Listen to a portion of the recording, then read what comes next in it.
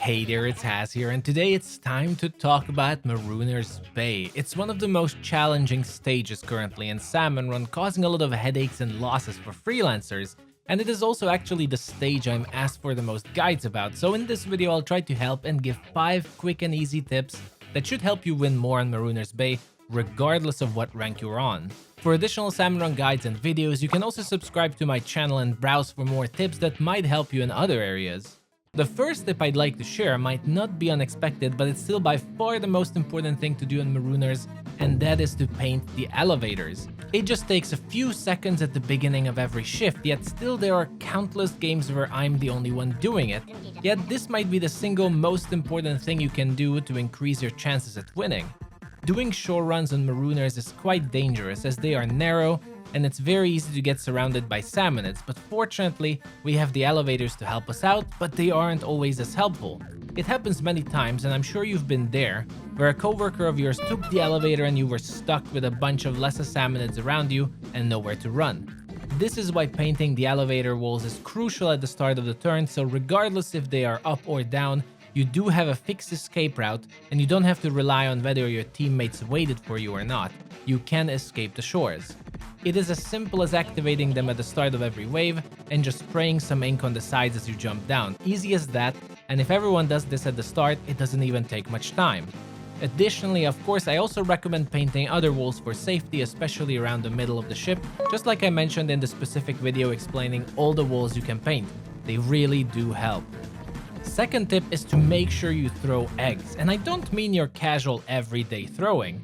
Splatoon 3 introduced egg throws, and it's been a very successful and useful tool to use in Salmon Run, but it's even more useful in certain stages, such as Marooner's Bay. Throwing eggs or juggling them can save you a lot of time just by getting those golden eggs closer to the basket or by collecting them from afar. But in Marooner's Bay, when you're rushing for those shore eggs, there's a quick trick everyone should use. On both sides of the basket on the shore, with proper positioning and momentum, you can in fact throw your golden eggs straight into the basket, helping you secure those shore eggs efficiently and without a problem. This is still quite a niche trick I don't see a lot used. In fact, I don't see a lot of players throw eggs closer either. You don't have to carry every single egg from the shore all the way back to the basket or the ship. Sometimes throwing eggs closer so that your team can pick them up is way more useful than trying to get all the eggs by yourself.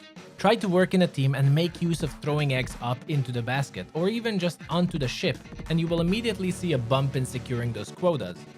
Next, one of the most common issues I have in my games and freelance is that teams often get pushed all the way back behind the basket, and it becomes impossible to push back or secure the ship as the waves just keep coming. There's nothing worse than having 2 Slammin'Lids block the grates and have no ability to get past them in the final seconds, so it's best to avoid the situation completely. Staying near the basket is cool, and luring is even better. It helps you get golden eggs, but you shouldn't lure if it gives up your map control in exchange. The ship area in Marooner is pretty large, and in my opinion, the middle parts are the best area to secure and hold, and not the basket. You can keep your high ground this way, you have a lot of escape routes and platforms to use, and whichever direction you see a static boss spawn like a big shot or a stinger, it's very easy to react, not to mention it also becomes easier to retreat. Holding the middle part of the ship is vital in making sure you have a stable and good position throughout the game to respond to any danger, and also to prevent getting pushed back to the basket. My fourth tip is somewhat of a follow-up from the last one, and that is to splat Slammin'Lids and Steelheads a bit earlier on Marooner's Bay. In my experience, these are the 2 bosses that push in teams and prevent movement the most by far, and I think players have trouble against them. Normally, stages are wide and large to allow Steelheads to be around a bit longer, same goes for Slammin'Lids, but on Marooner's Bay with a narrow design of the paths, both on the shore and the ship, it feels like you're playing in corridors where area control that Slammin'Lids and Steelheads have is really dangerous. Because of this, despite how easy it is to lure them, it might be more practical to splat these 2 bosses earlier and try to collect their eggs as a team, instead of letting them stay around, and this way you might prevent those nasty situations where the whole team is just stuck at the back of the ship and nowhere to go. Special mention goes also for fish sticks, but in my opinion, fish sticks are dangerous on every map and they don't get enough credit for it. If a fish stick lands on the ship in Marooner's Bay, splat them immediately. They take away so much space from your team and contributes a lot to getting stuck back at the basket. And the final tip for this stage is Snatcher optimization. This could be a general tip for every stage, but I feel this is the most important on Marooner's Bay, especially during high tide. Snatchers are your Salmonids that fly for golden eggs and carry them away, and usually just get splatted all the time. But Snatchers can be your friends. Every wave, it is randomly decided where Snatchers are coming from, and throughout the wave, they will arrive from that one direction. The cool thing about these little guys is that once they pick up their eggs, they will also fly back straight to where they arrived from, and that is the weakness we can use for ourselves. Make sure you check every wave where Snatchers are spawning from, and if it's a good direction, let them carry eggs back for you towards the basket, as it can greatly increase the amount of eggs you collect, while also being a lot safer.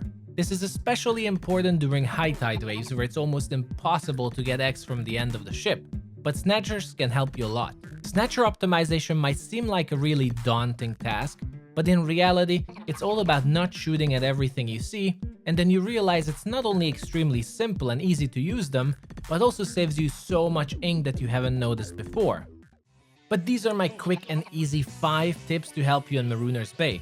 If you practice all of these, I can guarantee you'll have a better time on the stage, and you might even get to like it honestly. It's nearly not as bad as the reputation it has right now, but over time, we'll all learn to play on it.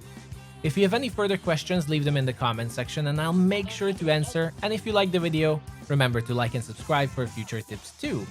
Thank you for watching everyone, good luck on your Salmon Run games, and I'll see you the next time. Bye bye.